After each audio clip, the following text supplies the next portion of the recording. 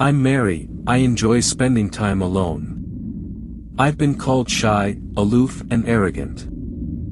I haven't gone to any gatherings since my father died 3 years ago. I felt a part of me died with my father when he died, since I knew I'd never see him again. Since that day, my life has never been the same. I have been experiencing something strange. My mom's name is Vicky. She leaves the house early as she works in an office along Bronte Road. Due to the excessive amount of time she spends at work and on her smartphone when she's home, I learned to live alone by myself. One afternoon, I got a whiff of something awful. It smells like garbage. When I went out into our backyard where the smell is coming from, I noticed a little girl standing near a tree, her back towards me. When I approached her to ask who she was, a strong gust of wind blew in, which made me cover my face with my arm.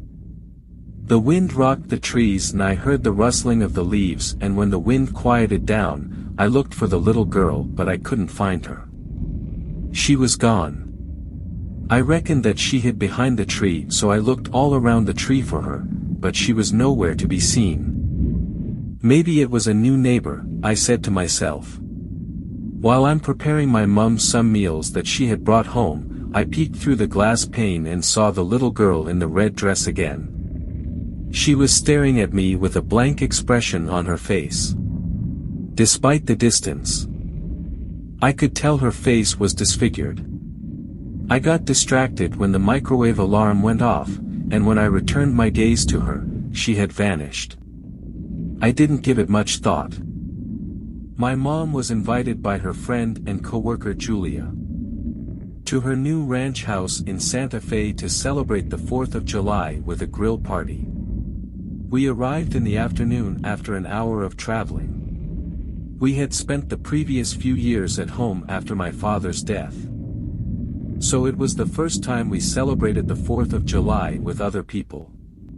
We were entertained by a stunning display of fireworks while traveling, which is a common sight during the celebration. Julia greeted us, she helped us with our belongings and showed us around her guest room. The moment we stepped into the room, both Mom and I felt a gush of cold wind enveloped us. It was odd because the windows are closed and the air conditioner is off. After we settled down our belongings and freshened up a bit, Julia knocked on our door and invited us outside, where she introduced us to her other visitors. The meat and side dishes for the barbecue party were placed in the backyard, which was decked out with dazzling lights. Some guests were drinking beers around a round table while some were taking turns in the gas grill. Most of the visitors are their co-workers, and unlike my mom, they did not bring their children. Some of the guests are Julia's relatives. I felt at ease when some of them smiled at me and waved their hands. We ate all-American barbecue, hot dogs, corn cups, strawberry shortcakes, pies, and ice cream for our sumptuous meal. Later, my mother and her friends drank excessively. At around 10 p.m., I glanced at the wall clock and told Mom that we should go home. Julia persuaded my mom to stay the night because it was already too late. Mom agreed because she's also wasted drunk, and also she sensed that there was something bothering Julia. Upon further questioning, after most of the guests went home, Julia admitted to Mom that she was afraid and was having weird things happening in her new house. My mother, being a skeptic, advised her friend not to drink too much. While listening to my mother and her friend converse, I saw the chandelier swinging. It's just a subtle swing that you won't notice if you are not paying close attention to. I have the knack for noticing things like these because I was diagnosed with a slight obsessive-compulsive syndrome. I just thought that there was a low-intensity earthquake that was making the chandelier sway like that. But there was nothing on the news when I checked later. I had to go to the bathroom since I needed to pee. I could see the paintings on the wall because the foyer was properly illuminated. I was halfway into relieving myself when the lights in the bathroom turned off.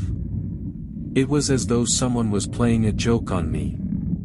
"Hello, I'm here," I said. I heard footsteps, after which the light turned on again. When I got out of the bathroom, I asked Mom and Julia if they turned off the lights in the bathroom. Both of them said no.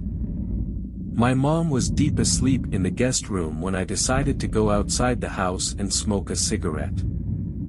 I picked it up from my mom's purse. I am not allowed to smoke, but hey, I'm a teenager. I'm sure my mom did worse things at my age. All the other visitors had already left, so I was surprised when I spotted a kid outside the house. He was running and laughing, and then he stopped. The child appeared to be conversing with someone I couldn't see. Because it was already late at night and I was concerned about the boy's welfare, I decided to speak with him. I approached him and noticed a pungent odor, but I was not sure if it was coming from him. I asked his name, but he just answered with a smile. "What are you doing here by yourself?" I asked. He responded, "Nothing, just playing with my friend." "Can you please be quiet? Because she might hear you." I looked around to check who the child was referring to, but no one was around. Out of nowhere, the kid said, "My friend says she will kill you." He then stared at me blankly. I was so bothered that I decided to just leave. I looked at the boy before closing the main door, and I saw he was running again as if he was playing with someone in the yard. He ran until I could no longer see him. I closed the door and walked quickly to the guest room. I heard some faint thumping on the wall of the lobby and got curious about it. I placed my head gently close to it. I heard a whisper, so I placed my ear closer. Then I heard a loud scream which sent shivers to my spine, so I ran towards the guest room. My mum was still passed out on our bed when I slammed the door shut. Since it was already late, I decided to sleep as well. I was deep in slumber not long after when I was suddenly jolted from my sleep. I felt a small hand grab my left foot, which is on the corner of the bed, and tugged it. I looked at my mom. It couldn't be her because she was still deeply asleep. I checked the time. It was 4 in the morning. I was about to go back to sleep when I heard a knock on our window. We left the window curtain open so I could see that there was no one outside. I waited for a few minutes to make sure that there was really no one there. After a while, I decided to sleep again. Not more than 5 minutes later, there was another knock on our window, but this time it was louder. I slowly got up from bed to check it closer. But before I even got closer to the window, I noticed something moving behind our cabinet.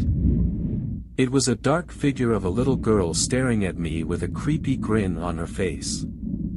I ran to the bed to wake my mom up. "Mom! Mom!" I'm almost screaming. I nudged her several times, the next one more forceful than the other, but to no avail. Mom was too intoxicated. She just moaned but never woke up. I looked at the cabinet and I could still see the girl looking at me intently. I could feel the malignant intention in the way she looked at me. The girl started walking towards me. The way she moved was unreal. It's like there are corners in her movement. It's jagged, sometimes it was fast, but at other times it's slow. I decided to run for it. I took off towards the door and pulled it shut. Once outside, I looked on both ends of the corridor, deciding where to go next. I suddenly remembered Julia. I ran as fast as I could towards her room, but suddenly all of the lights in the house went off. I'm being pushed to my limits. I remained motionless, waiting to see what would happen next. At this point, I remembered how I felt when my father was laid to rest. When his casket was being covered by earth, it was the same terrible moment. Julia suddenly opened the light of her room and got out of her door. "What happened?" she asked. I told her about the little girl behind the cabinet in our room. When we entered the room, Mom was still sleeping and unaware of what was happening around her. I pointed Julia to the location, but the little girl was not there. We searched the room, but we didn't find anyone inside. "What is that smell?" Julia asked and looked at the window where the smell was coming from.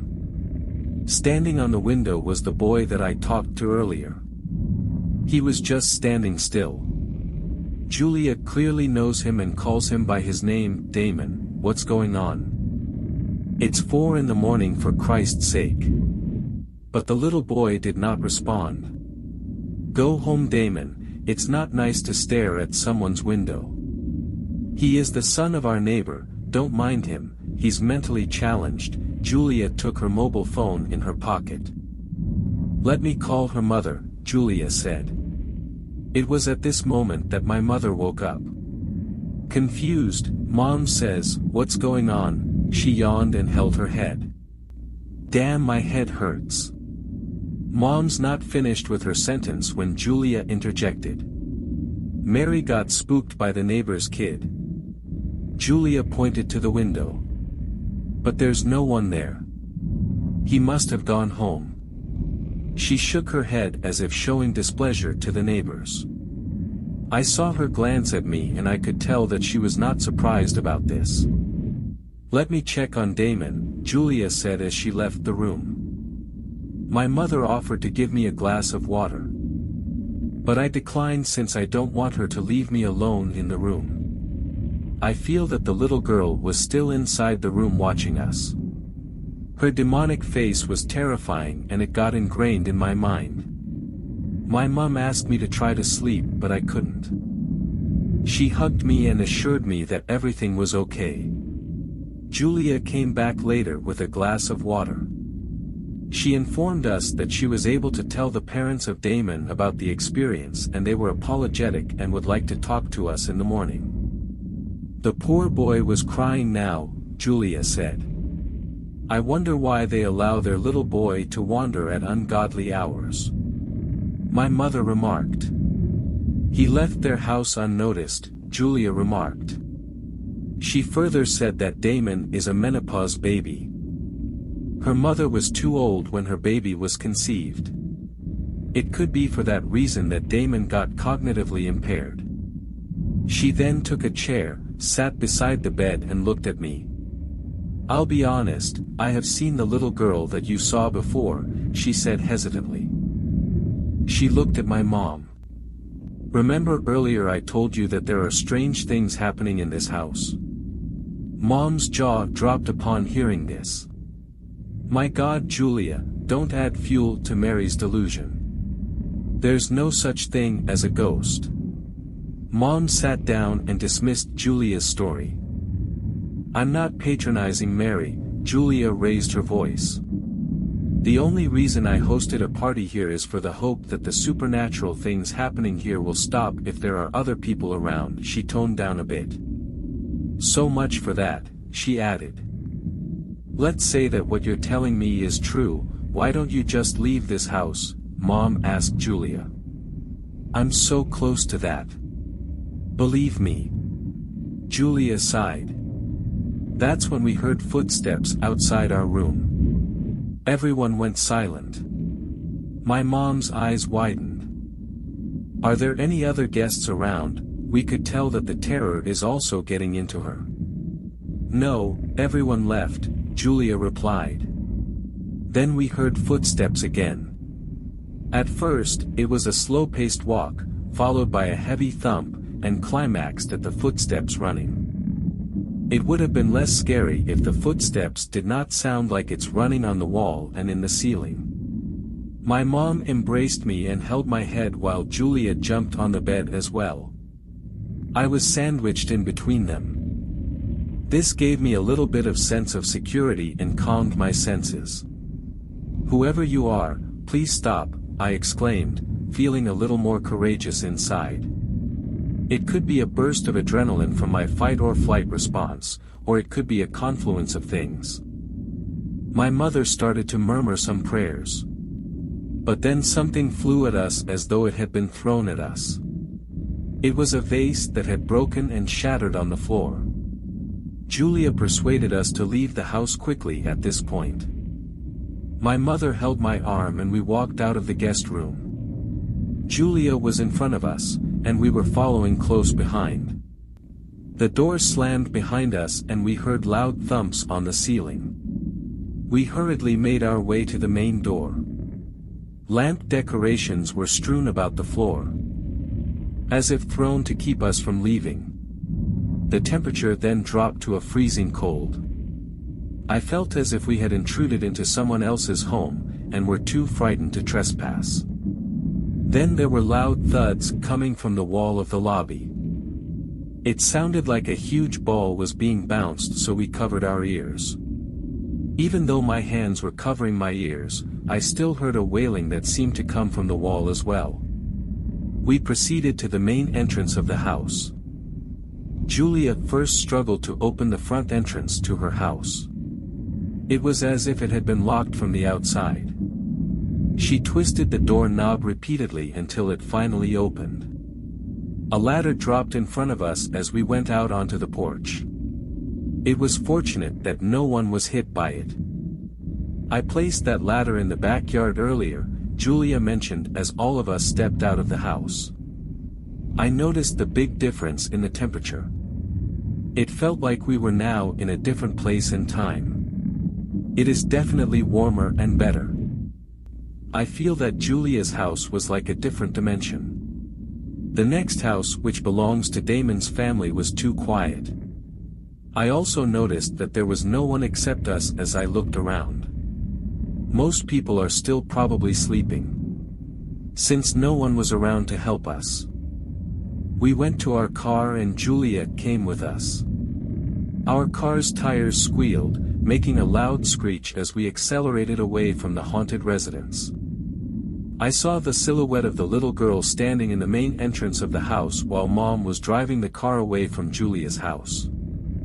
We were too terrified to care about our belongings that we left in Julia's house.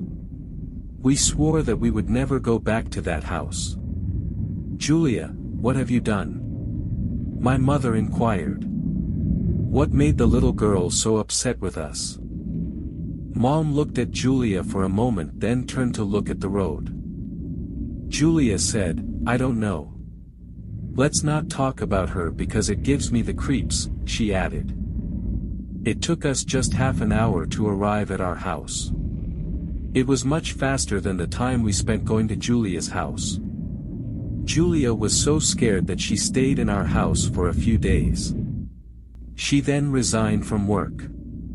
She finally sold her house and bought one in another state.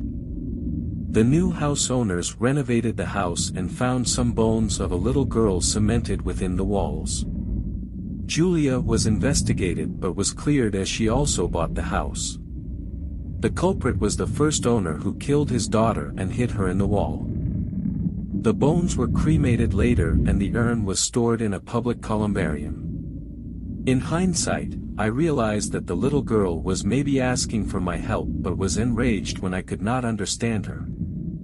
I wonder about the little kid Damon, if he still plays with the little girl. How come she did not hurt him? Was it because he could communicate with her? My mother also sold our house when I told her of the instances that I saw the little girl in our backyard. She did not resign from work, but we also moved to another house.